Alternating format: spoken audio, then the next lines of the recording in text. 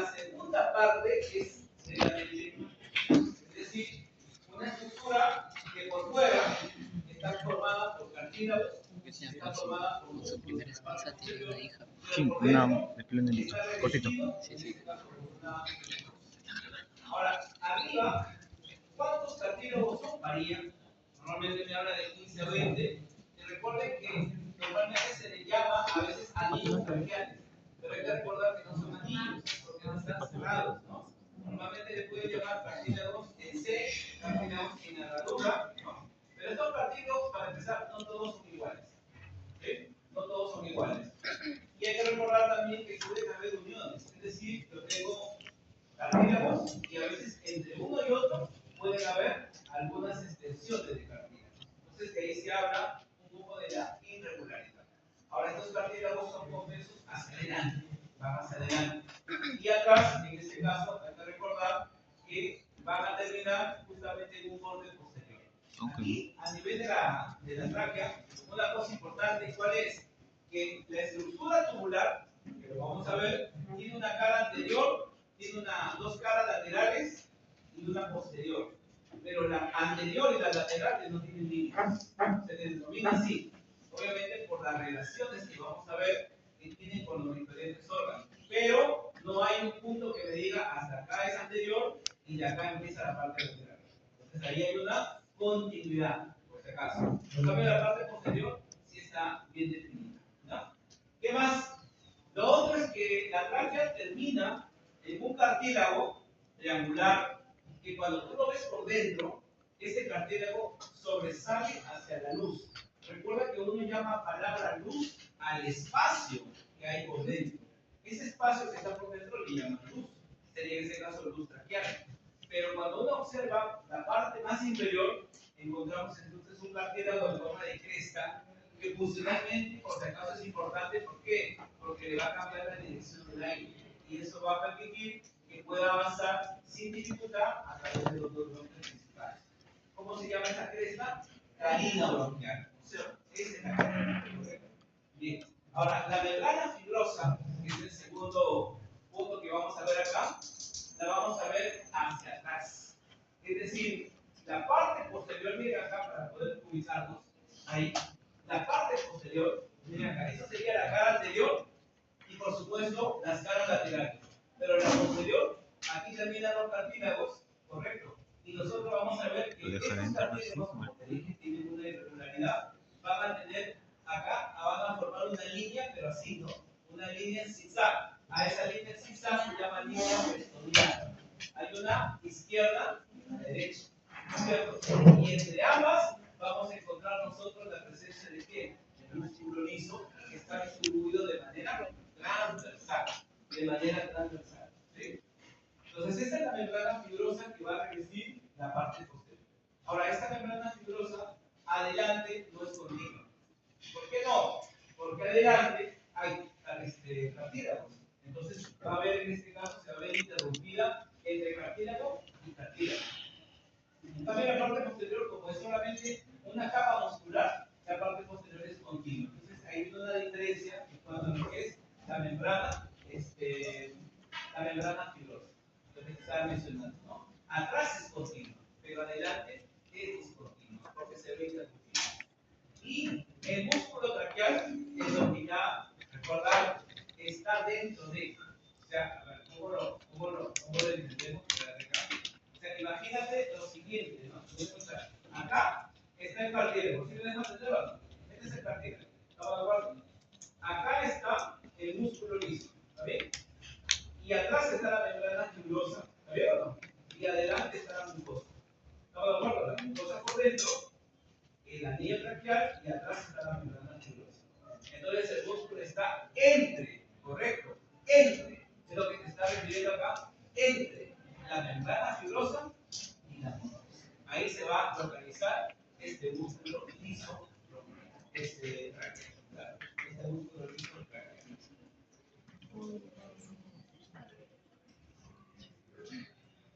Y la parte mucosa, ¿no? Que viene a ser, aquí ya es más para esto, que no sea este tema, solamente lo comentamos. Hay que recordar que acá el epitelio que presenta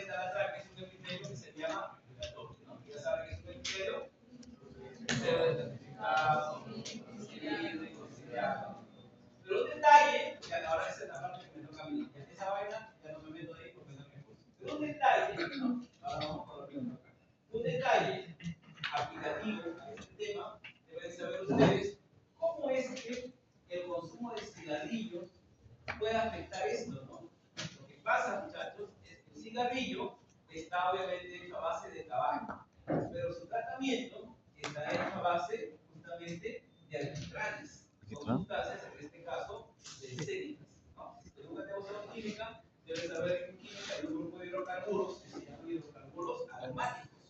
Y dentro de esos hidrocarburos aromáticos vamos a encontrar el benzapireno, que es una estructura de 6 anillos bencénicos y que cuando la persona, ¿no?, está expuesta, porque obviamente lo inhala, ¿no?, ¿qué sucede? Que este benzapireno va a producir una metaplasia. ¿Qué es una metaplasia? Significa que el tipo de epitelio, que es pseudoestratificado, va a cambiar a poliestratificado. ¿Correcto? Entonces, este cambio se llama metaplasia. Y cuando este cambio sigue siendo estimulado, empieza a haber un crecimiento regular. Y ya cuando empieza a tener ese crecimiento regular, ya se llama metaplasia. ¿Correcto? Y ahí tenemos el famoso carcinoma pulmonar, ¿no? El cáncer pulmonar, hay variantes, por supuesto, pero en el caso del pulmón, al ser una estructura glandular, ahí hablamos de carcinoma. Entonces, para que vean entonces cómo una sustancia o un agente externo me puede provocar unos cambios a nivel de la estructura del plano mucoso de la. Bien. Ahora, la parte externa, lo que ya te había mencionado. Hay caras, la cara anterior y lateral, que te dije no tienen un límite, y la cara posterior. Escúchame, en tráquea, lo que más se pregunta, vamos a la que te, eso es lo que te vacilo, ¿qué pregunta en el examen? Lo que más pregunta son las relaciones, o sea, con quién está justamente en contacto, en este caso la tráquea, ¿no? Entonces, regla número 1, la estructura posterior es la que va a estar siempre relacionada con la tráquea, es decir, anterior y lateral puede variar, pero posterior siempre es la misma. Estamos hablando de quién? Del esófago. Porque hay que recordar que el esófago, que es más posterior, que está en contacto con la columna vertebral, va hasta dónde? Hasta la parte abdominal, ¿no? Lo atraviesa el diafragma, ¿no? Hay un llato que se llama justamente llato esofágico. En cambio, la tráquea no. La tráquea solamente va a ir hasta dónde? Hasta D4, hasta la dorsal 4, hasta ahí, y después se va a bifurcar en ese caso en los bronquios. Pero el esófago continúa. Entonces, el común denominador, en este caso para las preguntas, es que siempre el esófago es posterior. Puede ir acompañado de otra estructura, pero el esófago siempre es posterior, y por ahí tenemos que partir. Ya vamos a acabar la clase. Bien. Ahora, aquí como ves, lo adicional en esta parte de la configuración externa, ¿cuál es? Que entre cartílago y cartílago hay ligamentos. A esos ligamentos que unen el cartílago y el cartílago braquial se llaman ligamentos anulares. Es lo que te está mencionando. ¿Está? Y la parte posterior, ya lo habíamos hablado, ¿no? Hay dos líneas, ¿no? Donde termina el cartílago, se llama las uniones de esos bordes, líneas pestoneadas, que te dije izquierda y derecha, ¿no? Y que obviamente va a estar cubierto por la membrana, ¿no?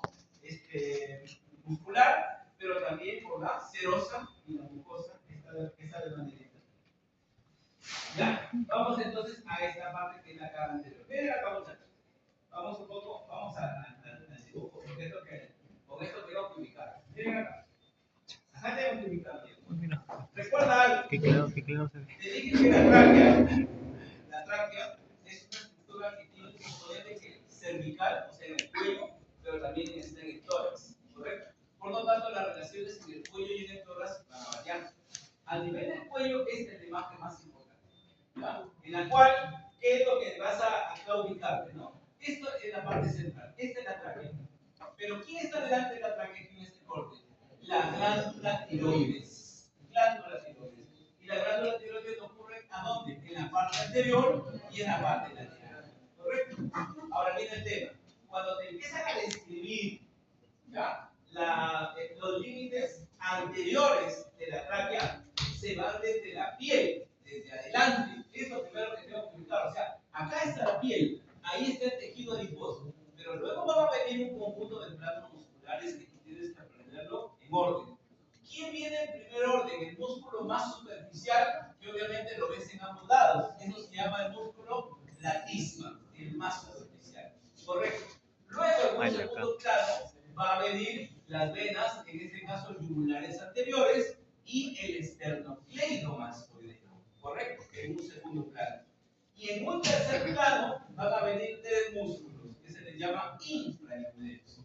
Aquí está el domoyoideo, el esternoyoideo y el esternocleidomastoideo. Estos tres músculos están justamente acá. Esos tres son los músculos infrayudeos, ¿correcto? Entonces tenemos acá, muchachos, tres planos musculares que están relacionados con quién? Con la parte anterior. ¿Sí? Bien, ahora en la parte lateral, ¿cuál es lo más importante? Bueno, aparte, obviamente, de los lóbulos, miren acá, aparte de los lóbulos, ¿sí? Te dije yo, ¿quién es posterior siempre? El esófago. Pero lateral, se llama lateral hasta acá, inclusive, ¿no es cierto?, en la parte lateral. Aquí vamos a encontrar el paquete vasculo nervioso del cuello. ¿Y quién está en ese paquete? La vena yugular, la arteria carótida primitiva y el nervio. Correcto. Entonces, ese paquete está considerado dentro de lo que es la relación que lateral. Correcto. No es posterior. Posterior es este señor. ¿Estamos de acuerdo? Muy bien. Ahora, alguien que dependiendo, ¿no? Tiene acá la disposición.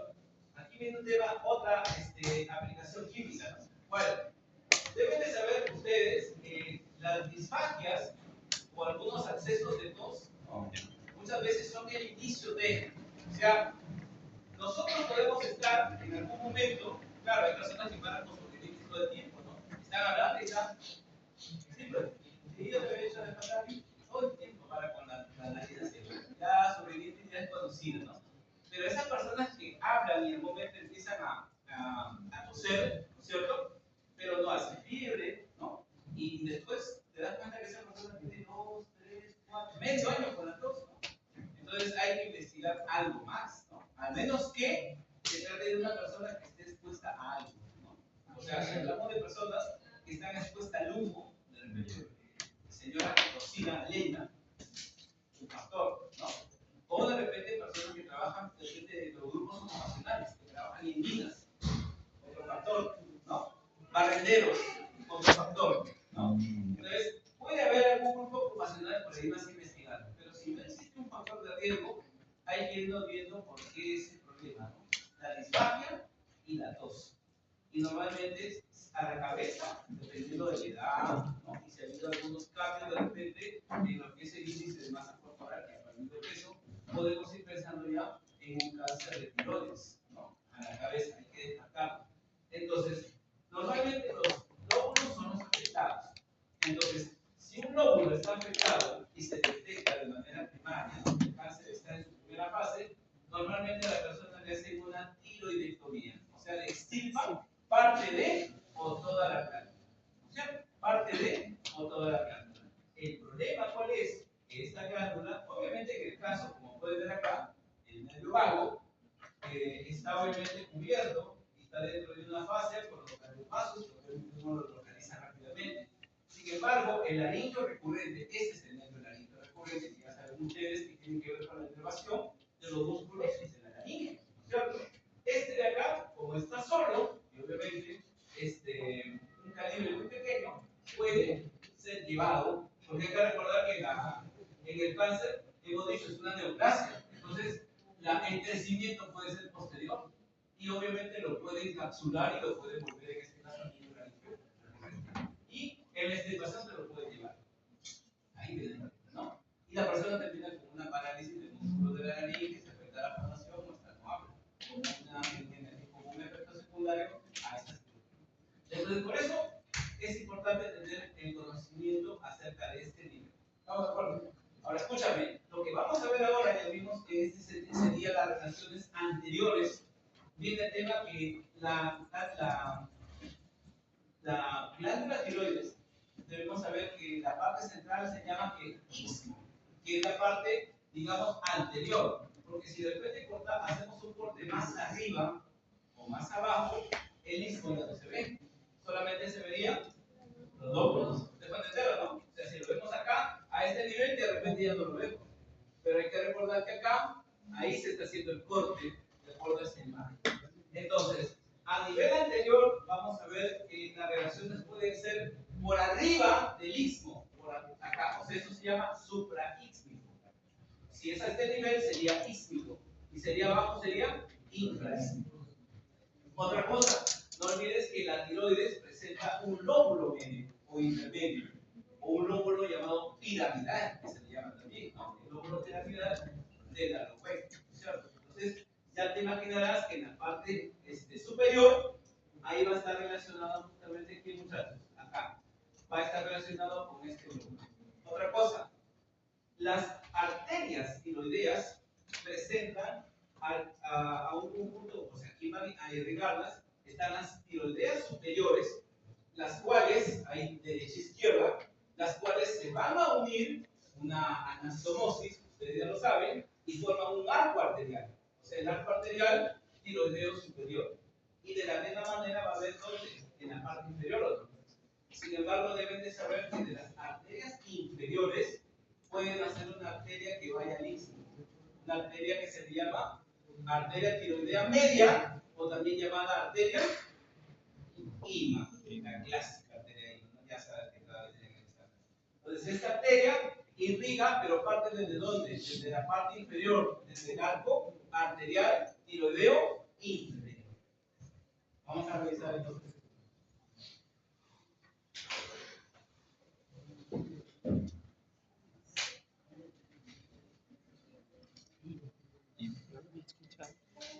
Ahí estamos, ¿no? Habíamos hablado entonces que había relaciones a nivel del cuello y a nivel del tórax. A nivel del cuello, entonces acá resumiendo, se llaman relaciones cervicales, y en la cara lateral, ¿no? En la cara lateral, estamos viendo en este caso las glándulas paratiroides inferiores, ¿no? Que están obviamente en la parte posterior de la glándula, los laringios recurrentes, ¿no? Cuando bajan, y el paquete músculo nervioso, ¿correcto? Se considera ahí. Y en la cara posterior, para no hacernos problemas, el esófago cervical.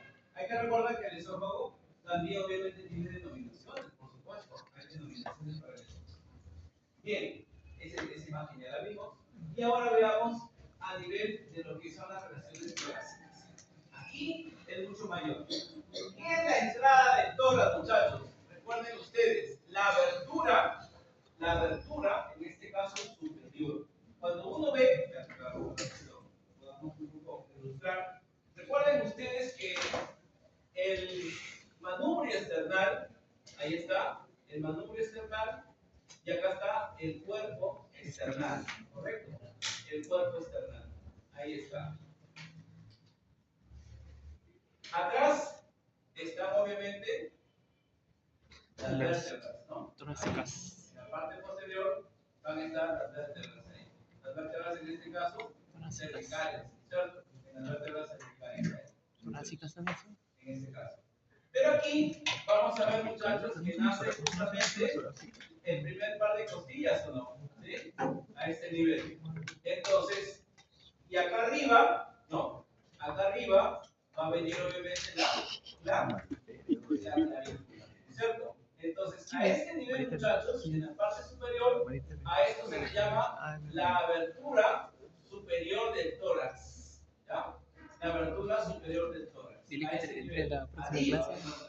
Entonces, las relaciones que van a encontrar a ese nivel es, primero, la tráquea, normalmente, vertical, la abertura es horizontal, por lo tanto, ya saben que cuando pongo una abertura 90, a eso se le llama perpendicular. Por eso se refiere que es perpendicular. Y lo otro, muchachos, es que la tráquea siempre va pegada o sea, primero obviamente el esófago, pero si esta es la curvatura de la columna, la columna tiene curvaturas, la tráquea también. O sea, no es que viene recta, no viene recta, sino que va llevando la oblicuidad de lo que viene a ser en este caso la columna vertebral. Entonces, a eso se está refiriendo cuando dice que lleva la oblicuidad o sí de la oblicuidad de lo que es la columna. Ahora, en la tráquea propiamente dicha, en todo lo que es la longitud, vamos a ver que hay relaciones anteriores, hay relaciones laterales, y ya te las había explicado, y las relaciones posteriores también. Aquí en las anteriores, en la tráquea propiamente dicha, aparecen dos estructuras importantes. La vena brachiocefálica, que es una de las que van a izquierda, que recuerda que la izquierda con la derecha finalmente forman la vena cava superior. Y el arco aórtico, ¿no? Porque obviamente va a ir justamente, la parte más superior, va a ir justamente a ese nivel de lo que es la entrada, ¿ya? Pero en las laterales, aquí ya encontramos a lo que vienen a ser el vago, y ya se había mencionado, ¿no? El tronco brachiocefálico, la ácidos. La vena ácidos normalmente tiende a ir a la derecha, mientras que el arco aórtico, ¿no? Y la arteria carótida pueden ir a la izquierda. Se van en este caso a orientar de manera, en este caso, izquierda. ¿No? Acá lo podemos ver en la imagen, muchachos. Miren ahí, ¿no? Aquí podemos ver claramente la tráquea que va en el sentido oblicuo, aplicada o siguiendo la trayectoria de la columna, ¿no? Acá hacia atrás va a venir en este caso el esófago, que ha sido en este caso cortado para poder observar en este caso el parénquima pulmonar que se ve del lado contrario y adelante los grandes vasos, ¿no? Acuérdense de otra cosa, el corazón empieza desde D4 y la tráquea ¿dónde termina? En D4. Es decir, cuando la tráquea termina, empieza el corazón, no al mismo nivel, pero lo que quiere decir entonces es que la parte más alta del corazón va a estar en contacto con quién, con el límite inferior de la tráquea. ¿Y cómo se llama la envoltura más externa del corazón? Pericardio. O sea, el pericardio y el más externo se llama fibroso, que es el que va a estar en contacto con la parte más inferior de lo que sería la tráquea o la bifurcación. Entonces acá muchachos retrocedemos y resumimos ahí, ¿verdad? Entonces ya hemos visto. A la entrada del tórax, ¿qué está sucediendo entonces? Es perpendicular a lo que es la abertura, al plano de la abertura. Y dos, que sigue la oblicuidad de la columna. En lo que es la tráquea propiamente dicha, las relaciones anteriores iban a estar, como pueden ver ahí, la vena brachiocefálica y el arco aórtico. En las relaciones laterales varía. Porque a la derecha está normalmente la ácidos y el vago derecho que dice que cruza en X, y a la izquierda la carótida en este caso común. La carótida común. Y finalmente abajo, muchachos, cuando llegamos a la carina traqueal, ahí vamos a encontrar ya terminando todo eso de manera más puntual. Adelante el arco aórtico, ¿no? Atrás el esófago, que eso no cambia, te decía. A la derecha, pues volvemos a repetir, ¿no? La ácido, todo lo que es el sistema de ácidos. A la izquierda el arco aórtico. Y finalmente, en la parte de abajo, el pericardio, que nos había dicho también, ¿no? El pericardio, pero fibroso. Aquí está el ácido, muchachos, ¿no? Acá podemos ver justamente el callado de la ácidos y todo ese sistema que viene normalmente tendido a izquierda o derecha. Derecha, normalmente. Recuerden que la parte venosa tiende a ir a la vena derecha, mientras que la parte arterial tiende a ir a la izquierda. ¿Correcto? Ahora, finalmente, ¿quién vasculariza? Muchachos, la tráquea no necesita una adecuada vascularización. ¿Por qué? Porque son cartílagos. Entonces, simplemente son ramas que ya tienen nombres, que van a salir de diferentes estructuras y van a ir en toda la longitud de la tráquea. ¿De dónde provienen? De las tiroideas, ¿no? De las bronquiales, que ya saben que es parte de la circulación sistémica del pulmón, y del pericardio. Entonces, ellos emiten ramas para irrigar. ¿Y dónde drenan? En sus pares. ¿Qué significa eso? El mismo nombre. Ahí están también las tiroideas, las esofágicas, o sea, no tienen un nombre de manera específica. Y la inervación, que va a ser justamente por el nervio laríngeo recurrente, que es parte de quién?